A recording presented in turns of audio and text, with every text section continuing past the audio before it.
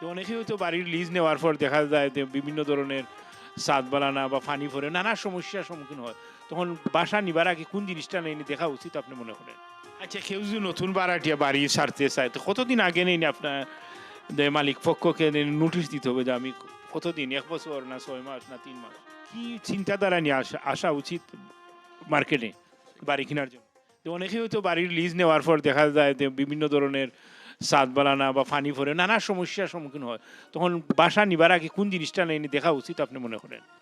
লিজে সাইন করার আগে কি দেখা উচিত? লিজে সাইন করার আগে অবশ্যই দেখা উচিত যে অ্যাপার্টমেন্টটার কন্ডিশন কেমন আছে, যেমন ওয়াটার লিঙ্কিং এর কোনো ইস্যু আছে কিনা, প্লাম্বিং এর ইস্যু আছে কিনা, ইলেকট্রিসিটি ঠিক আছে কিনা, এগুলো দেখে নেওয়া উচিত।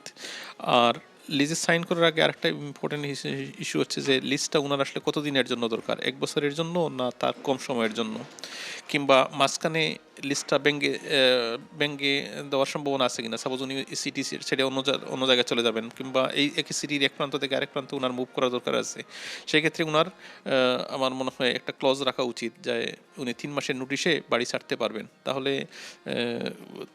এটা একটা বড় ধরনের সেভ করবে। আচ্ছা, কেউ যদি নতুন ভাড়াটিয়া বাড়ি ছাড়তে চায় তো কতদিন আগে নেই আপনার মালিক পক্ষকে নোটিশ দিতে হবে যে আমি কতদিন, 1 বছর না 6 মাস না 3 মাস? আচ্ছা, ধন্যবাদ সৌরা এই কোয়েশ্চনটা করার জন্য। তো এই ক্ষেত্রে এখন রেগুলেশন যেটা হচ্ছে যে বাড়ি ছাড়ার জন্য আসলে এখন আর নোটিশ দেওয়া যায় না। এটা হচ্ছে লিজ যতদিন আছে ততদিনের টার্ম ফিনিশ করতে হয়। যদি টার্ম ফিনিশ কেউ করতে না পারে তাহলে রিপ্লেসমেন্ট দিতে হয়, না হয় বাড়িওয়ালা ফুল টার্মের জন্য সেটা রেন্টটা চার্জ করতে পারেন। এজন্যই আমার মনে হয় সবারই উচিত আলাদা একটা রেগুলমা অ্যাড করা,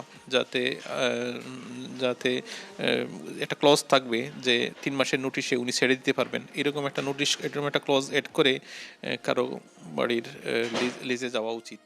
কি চিন্তাধারা নিয়ে আসা উচিত মার্কেটে বাড়ি কেনার জন্য? সেক্ষেত্রে প্রথমেই দেখা উচিত যে একটা ভালো ক্রেডিট হিস্ট্রি বিল্ড করা। ক্রেডিট হিস্ট্রির সাথে ক্রেডিট স্কোর এটা অটোমেটিক চলে আসে। ক্রেডিট স্কোর অবশ্যই বলা উচিত, যার ক্রেডিট স্কোর ভালো হবে সে বেটার রেটে লোন পাবে, মর্গেজ পাবে। আর স্কোর বেশি খারাপ হইলে লোনই পাবে না, এটা একটা বিষয়। আর সেকেন্ড হচ্ছে ইনকাম। মোটামুটি মন্ট্রিয়ালে 120 থেকে 125 এভারেজ ইনকাম না হইলে কেউ আসলে বাড়ি কিনতে পারে না। তো এভারেজ ইনকাম, ফ্যামিলি ইনকামটা একটা বড় বিষয়, এটাতে অবশ্যই কনসেন্ট্রেট করা উচিত। যে বাড়ি দিয়ে মর্গেজ দেওয়া যায়, এটা কি সত্যি? আপনি কি মনে করেন একজন? এটা আসলে এটা একটা টিপিক্যাল কোয়েশ্চন, এটার আসলে সহজ কোনো আনসার নাই। তো বাড়ি অবশ্যই সবারই কেনা উচিত। যদি আপনার কোনো প্রপার বিজনেস প্ল্যান থাকে তাহলে সেক্ষেত্রে আপনি হয়তো রেন্ট কন্টিনিউ করে যাইতে পারেন, সেটা অন্য বিষয়। কিন্তু বাড়ি সবারই হওয়া উচিত।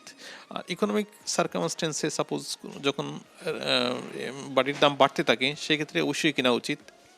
যেহেতু এখন কানাডার অনেক সিটিতে বাড়ির দাম পড়তেছে, সেই হিসাবে রেন্টিংটা আরও কিছুদিন কন্টিনিউ করা যাইতে পারে। সেটা হয়তো একটা সাময়িক অপশন হিসাবে হইতে পারে। তো অলওয়েজ যদি আপনি দুইটার হিসাব করেন তাহলে এটা আসলে সঠিক কোনো আনসার নাই। যদি একটাই আনসার খুঁজেন তাহলে আমি বাড়ি কেনার কথাই বলবো, কারণ আপনি রেন্ট যেটা দিবেন এটার কোনো রিটার্ন নাই, এটা আপনার কস্ট। মর্গেজে কিনলে সেটা একসময় আপনি এটা ওন করতেছেন, এটা এটার আপনার ক্যাপিটাল গেইন হিসাবে এড হচ্ছে। যাই হোক, আমার সময় দেওয়ার জন্য আপনাকে অনেক অনেক ধন্যবাদ। আপনাকে ধন্যবাদ। আবারও দেখা হবে প্রবাসীদের গল্প নিয়ে কোথায়ও। স্বপ্নের বাড়ির মালিক হোক আমাদের প্রবাসীরা, এই প্রত্যাশায়। কানাডার মন্ট্রিয়াল থেকে আমি মোহাম্মদ আব্দুল সবুর, SMTV কানাডা। ধন্যবাদ।